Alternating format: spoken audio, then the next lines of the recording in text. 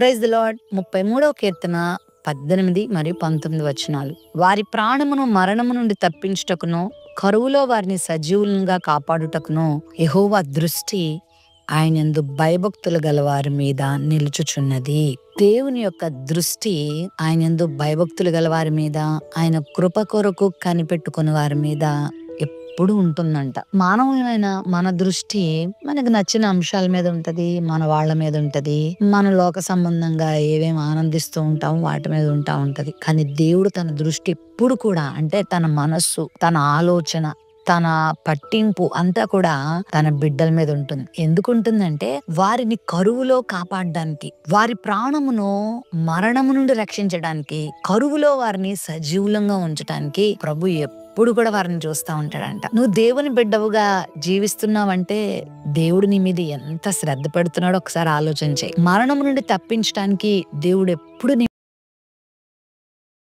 ఎన్ని మరణ వార్తలు వింటున్నామో, మనకంటే చిన్నవాళ్ళు, మనకంటే భాగ్యవంతులు, మనకంటే జ్ఞానవంతులు, మనకంటే ధనవంతులు, మనకంటే ఎంతో మేధస్సు కలిగిన వారు మరణానికి ఈజీగా దొరికిపోతున్నారు. మరణము అంటే 2 రకాలు. ఒకటి, ఈ లోకంలో మనం నిద్రపోవడాన్ని, కనుమూయడాన్ని మరణం అంటాం. అంత మాత్రమే కాదు, నిత్య మరణం ఒకటి ఉంది, నిత్య నరకం. యేసుక్రీస్తు ప్రభువారు మనల్ని ఈ నరకము నుండి, ఈ మరణం నుండి తప్పించడానికి ఈ లోకానికి వచ్చాడు. దేవుని బిడ్డలంగా మనకు ఎంత ప్రొటెక్షన్ దేవుడు ఇస్తున్నాడంటే, ఎన్నో మరణాపాయాలు మనల్ని కమ్ముకుంటూ వస్తున్నప్పుడు దేవుని కనుదృష్టి మన మీద ఉంది కాబట్టి ఈ రోజు మనం సజీవులంగా ఉన్నాం. అంత మాత్రమే కాదు, కరువులో మనం సజీవులుగా కాపాడడానికి కూడా దేవుని కనుదృష్టి తన బిడ్డల మీద ఉంటది. నిన్ను ఎక్కడ పస్తు పడనివ్వకుండా, నీకెక్కడ లేమి రాకుండా, నీకెక్కడ కొదువు కలగకుండా దేవుడు చూసుకుంటాడు. దేవుని బిడ్డలకు ఉన్న ఆధిక్యత అదే. చాలా సార్లు నాకు అది లేదు, ఇది లేదని ఎప్పుడో కలగబోయే వాటి కొరకు, ఎప్పుడో కావాలనుకున్న వాటి కొరకు ఇప్పుడే చాలా మంది బాధపడుతూ ఉంటారు. మన అనుదిన ఆహారాన్ని దేవుడు మనకి ఇస్తాడు. మనకేం కావాలో మనకి ఇస్తాడు. మీ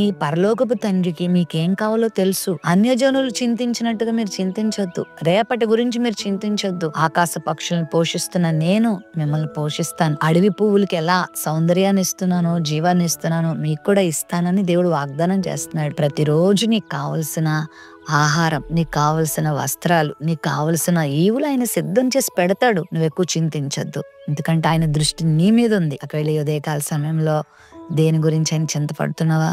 మరణం గురించి భయపడుతున్నావా? ఒకవేళ నా బ్రతుకేంటి, నా అవసరాలేంటి, నా జీవితం ఏంటి అని కృంగిపోతున్నావా? దేనికి నువ్వు చింతపడద్దు. ప్రభు మీద నీ భారం పెట్టు. ఆయన కనుదృష్టి నీ మీద ఉంది.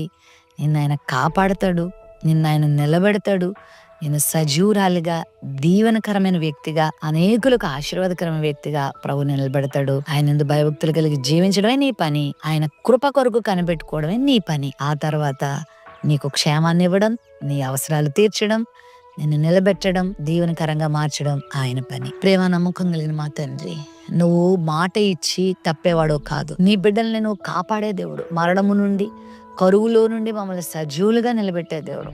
ఇదిగో నీ బిడ్డలు మీరు అన్ని రీతులుగా కాపాడి, భద్రపరిచి, ప్రతి అవసరాన్ని తీర్చి నీ నామానికి మహిమార్థమే నిలబెట్టుకోమని యేసు నామంలో ప్రార్థిస్తున్నాం తండ్రి. ఆమేన్.